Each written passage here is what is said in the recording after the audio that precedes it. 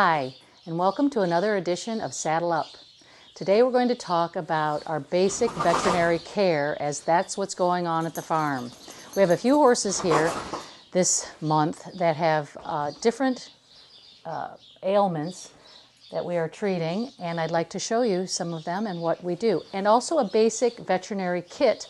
If you have a horse at home, you need to have a few simple things, and then you may have to call the veterinarian. That's always a good number to have on hand. I'd like to first show you the basic kit that we need to have if you have a horse at home, some things that you should always have on hand. Over here, I have some of my favorite things as far as wraps that I like to use and handle. This is a no-bow bandage. This goes underneath our wrap. And then a track bandage, which is a very thin nylon bandage that works very well in my hands. I can get a nice bit of tension as I'm wrapping a leg. And the no-bow helps to keep me from getting the bandage too tight, so we can cause a problem with an overly tight bandage. I also have a thermometer, something everyone should have. If your horse is not acting right, the first thing we do is take his temperature, and he should have a temperature that ranges between 99 and 100.8. Anything over that, it can be a little higher at the end of the day and a little bit lower in the morning. Anything that gets into 101 plus, you should probably call the veterinarian. Also, some ointments that I like to use are a Biozide gel, a Wonder Dust. This is for a proud flesh type of a wound, something that will grow proud flesh. An Alu spray, just a dry spray. Pink Swat. This ointment right here has been a lifesaver for many problems, and scratches being one of them. And this time of year, you'll notice the mud, and our horses are standing in mud a lot. We can't get away from the mud. Horses that have white legs, or here we see on Hershey, a bit of white around his ankle, that is an area that just the color of his skin can create a condition called scratches or mud fever. I found this ointment to be very, very helpful in treating that. I have a nice, very good thrush buster for also this time of year when they're standing in moist conditions. Our horses are out a lot here. They're not standing in their stalls all the time, but keeping that hoof clean and free from bacteria is helpful. And it's only used if you have thrush. A betadine scrub. This will be for cleaning out those wounds. And a nice clean sponge. We've got our hot water here. It's nice to have access to hot water. And that's kind of the basic. Oh, I keep also a stethoscope. If my horse is also feeling a little funny, acting a little bit different, I pay attention to those signs, and I listen to areas around his gut, and I can alert my veterinarian when I've made that call that he has no sounds in his gut or a lot of sounds, a lot of noise in his gut. So these are just helpful aids so that I can give this information to my veterinarian when I call him, and it either puts us in a more critical situation or something that he can take his time getting here. I'm going to begin treating Hershey now. For what we have on his neck is an abscess, and this was just due to a routine injection, and it's not real common, something that can happen, and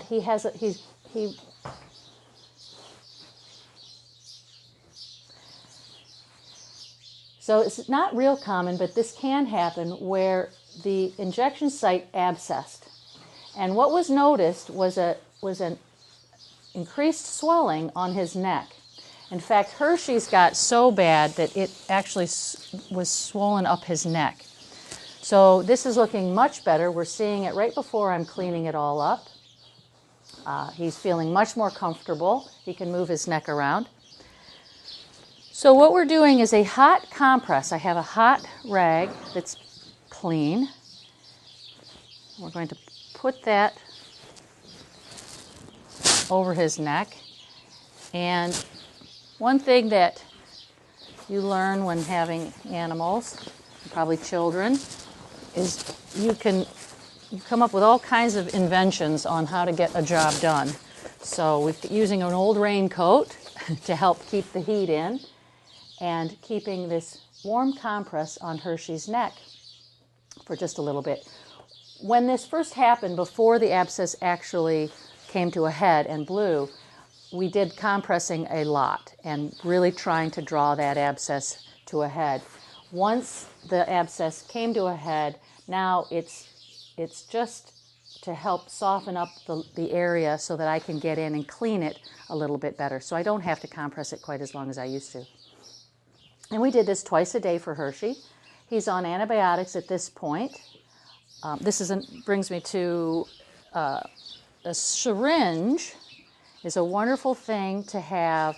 I've cut a hole out, taken the little tip off of it with a pair of scissors, and now I can put my medicines into the syringe. I put some warm water in it, and then I can dose him orally, and I know that he gets his medicine twice a day. Otherwise, if you put it in their feed, a lot of times horses will turn their nose up and they don't get their medicine, and he has to have his antibiotics every day.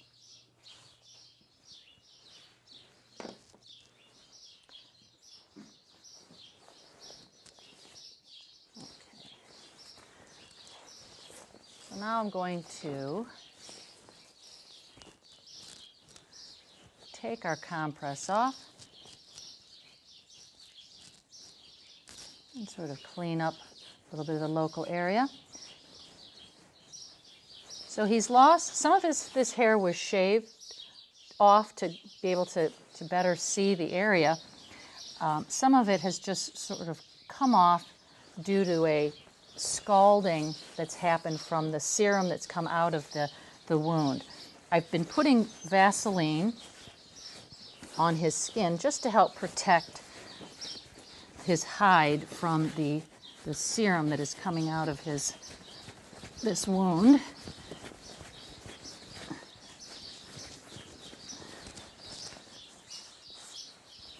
Okay, and this is looking a lot better than it did when it burst. Okay, so now I'm going to take some warm water and betadine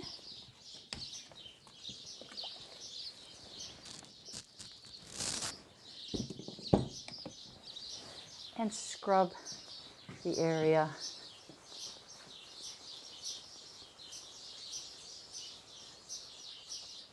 And there's a little hole in here that I'm going to try to keep open a bit, which he's not always thrilled about. But this is looking so much better. Isn't it, Lily?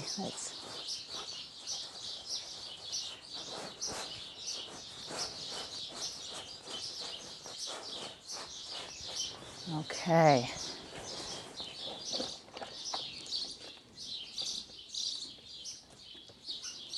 I'm just getting some. I always keep a few clean towels. Very handy to have a lot of clean towels.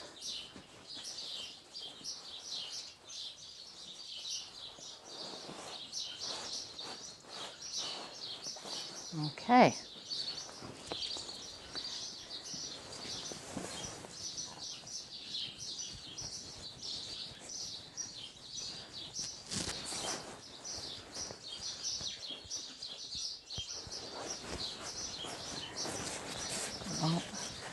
So now it's open. I was flushing this wound out daily, but I don't think today we're going to have to do that, as it is closing up very nicely. So I will now put a little Biocide gel on the hole. I'm compressing around the wound. I was not getting any more material out of the abscess, so we're just about to the end, and Hershey will be very happy with that. I also have a little ointment. This was mine, but I donated it to the cause. A little arnica. We can use things on the horses, some of the things that we also use on ourselves. And this is a great burn ointment, and since his skin was so stretched and just very tender and sore, I've been putting a little arnica gel around. And arnica is wonderful. We use a lot of arnica in horses, just as you do for people at that initial injury. So we've got some arnica, and then I'm going to put a little bit of Vaseline. Doesn't have too much serum left coming out, so just a little bit of Vaseline on his hide, just to help protect what we have left down here that hasn't been scalded by the material coming out of the abscess. So Hershey's a wonderful patient. All right, dirty, as all of them are. And now we're going to show you a wound on a leg. So this is our next horse, Travis. And Travis came to me with an injury that had not been discovered for probably 5 days. And it was an injury that should have been stitched, but was not. So once you see this, you'll see where the veterinarian had to cut a whole flap of his skin off. What I have here, which is very nice, are a pair of bandage scissors. So this way I can slip into the bandage without worry of cutting the horse as I take this vet wrap off. This is another thing that should also be in your kit, is vet wrap.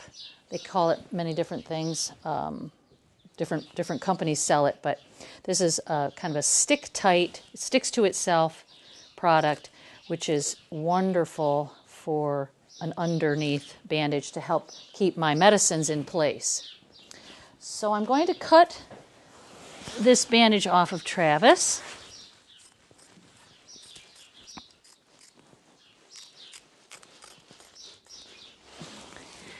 And we rip this off pretty quickly. It helps to debride the injury of growth of what we're worried here is proud flesh. This is an injury that will be probably until the summer before this is completely healed. It will take a very long time for the skin to begin to close in around this wound. This area here, we're showing a little bit of proud flesh, so I'm going to have to keep an eye on that and may have to use a caustic powder, which is the Wonder Dust here, that I may have to use on this. But today I'm going to use another product. So the first thing is to, again, clean this with our betadine. Now I have a clean bucket, clean hot water, and a clean sponge for Travis. So I'm going to try to be very careful. This is quite sore, but he's been a very good patient.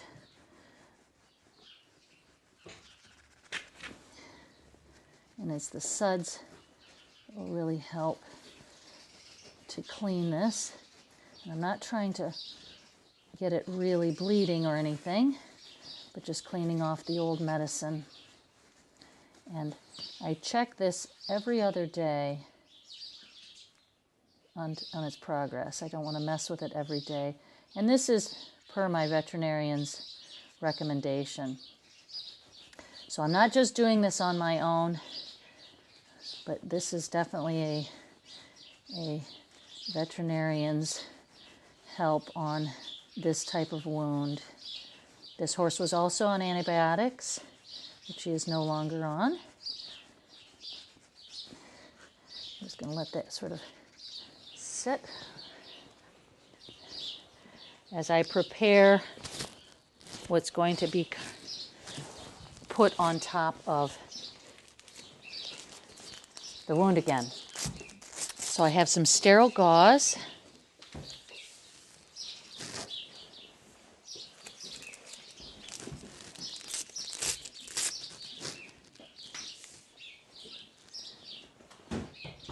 And this is one of the things that, why I like to see my horses every day.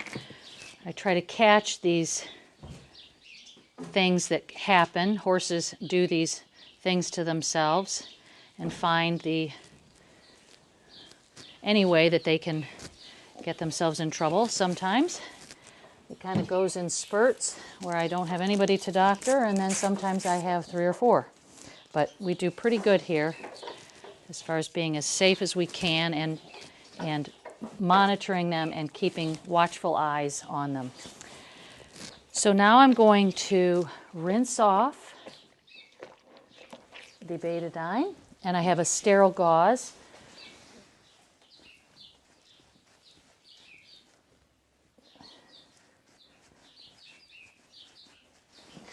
That I will dry that with.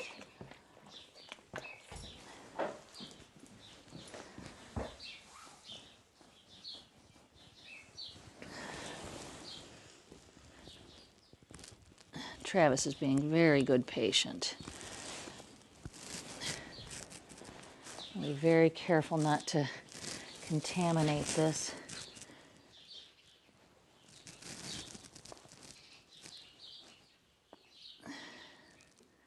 He's getting a little bit of a sore from the pressure bandage. We have to pressure wrap this for the proud flesh. He's getting just a little bit of a pressure sore there.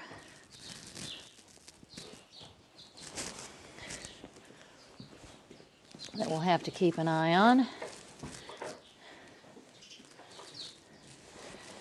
Now, we're going to apply the medicine.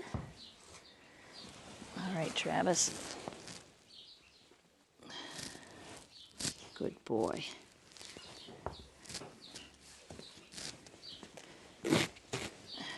And our vet wrap.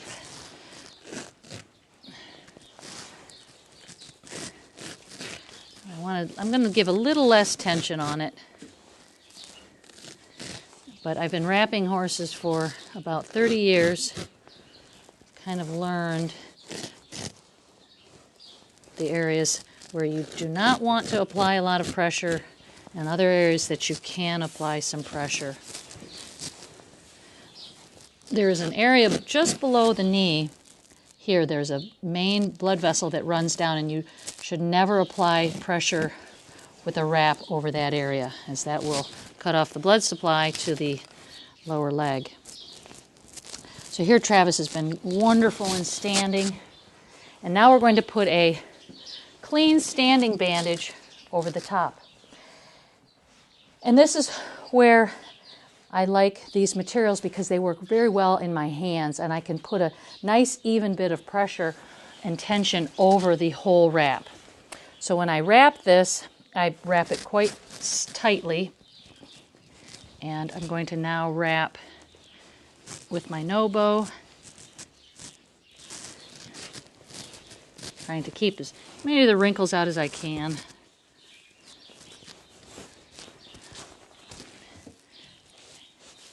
And then my standing wrap over the top. And I start in the middle and work my way down. Any amount of pressure, tension put on the bandage is brought from the cannon. This is the cannon bone here, but it's from the front towards the back, never around the tendon area at the back. So I can give it a little tug there. I'm going down to support the ankle, not too tight where that pressure sore was.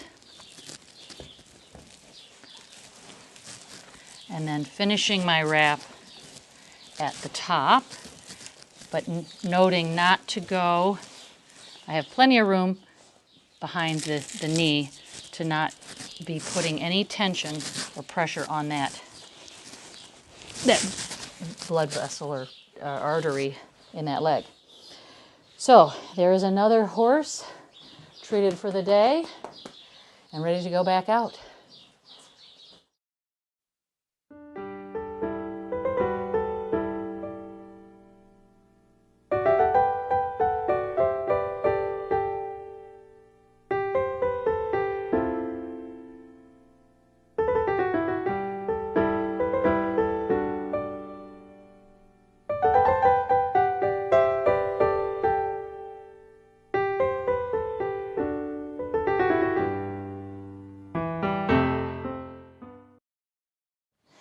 So here is the last pony that we're going to work with today, and this is Spunky Monkey. This is a little pony that was injured and came back to me, and it was something that you wouldn't have thought would be she wasn't really lame, except for the initial day that this happened. But what happened is I was a little concerned and had my vet come out and look at her anyways, just something inside my gut. Go with your gut feeling. And never underestimate calling a vet. Don't try to do a lot of these things yourself. I've seen a lot of these things before, and I know what I can handle, but I have my vet on speed dial.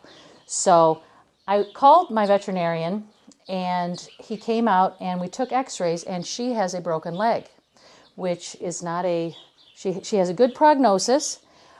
We thought we were going to have to ship her to Michigan State, but we are treating her here and things are progressing very well. So what I'm doing for her at this point, she has to be stalled, so she's in a stall 24 hours a day, not hand walked, only to come out to be rewrapped. And she has another pressure type of wrap on her leg. So I'm going to begin by getting her tail out of the way. She has a very beautiful long tail. And I'm going to take her bandage off, which you see I do, and I keep everything very tidy because I don't want trailing bandage. If she should step away or even possibly get away, be caught up in the bandage material. And then my Nobo underneath. And her fracture is right back here, and it happens to be on a bone that's called a splint bone. So it's not a weight-bearing bone, but it is a bone that helps to stabilize her hock. And this is her hock here. So it is an important bone, but it doesn't have to support her weight. So it has a good prognosis for full recovery. But what our concern was is that the piece of bone, she has a long sliver of bone in here that was not attached. And we may have had to take that out surgically. But at this point, we just had her x-rayed a few days ago, and the bones are sort of beginning to knit back together with some calcium, which was really amazing to me because it was such a big break. We didn't think that could happen. So she's a little miracle right now and has about another month in the stall, resting and behaving. She's been a good patient, occasionally getting a little frisky. I'm going to rewrap. This is not a dirty wrap, so I'm going to roll my bandage material up. I do everything as tight as I can wrap it, so it makes it a lot easier to put back on, because it's real important when I'm trying to apply a soft cast, in effect, kind of a soft cast with my bandage material to give that bone the best chance of healing so that it is not mobile inside her leg as she moves around. Now, if she went crazy in her stall, she probably could do some damage, but she's been a very good patient. So now I'm ready to wrap Spunky's back leg with a nice pressure bandage.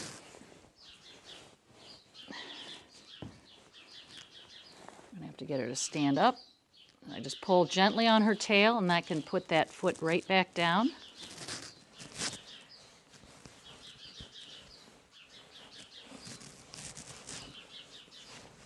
Once again, I begin in the middle of her leg, and I wrap down first, applying the pressure across the cannon bone in the front,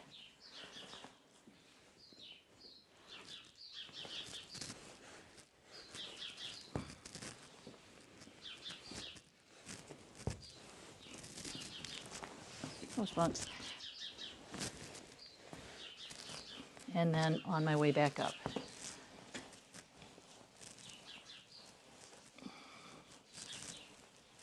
And in the hock area, we don't have to worry so much. You can see I'm on my feet now because she's moving and I don't want to be kicked by her. She wouldn't mean to, but she's certainly got a little more energy than she would if she were being turned out every day. So we've reduced her grain, so she's not getting much in the way of grain. Lots of hay to eat, try to keep her busy throughout the day so she doesn't get too bored. So another month, and hopefully we'll have her out of doors to be able to roll in the mud. As you can see, Spunky is feeling better back here in her stall, and I hope you've enjoyed this edition of Saddle Up and learned a little something about veterinary care.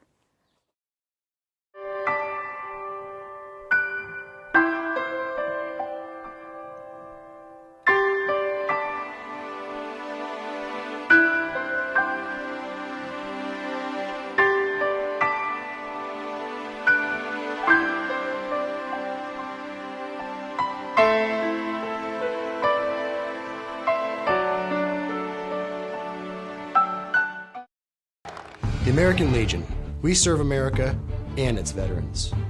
We pledge ourselves to our veterans, our youth, a strong national defense, and Americanism. These 4 pillars shape our work and what we do for America. There is power in our numbers. We're the largest organization of wartime veterans in the nation. We are 2.5 million members strong, men and women from every state in the nation and around the world. No other veterans organization wields this kind of power. We work relentlessly within our 4 pillars of service, and we succeed. The American Legion takes care of our fellow veterans and their families. We maintain close ties with Congress and the leaders in Washington, D.C. They respect us. They listen to us. We sponsor research and press for medical care and benefits for all veterans and active duty service members, whether they are members of the American Legion or not.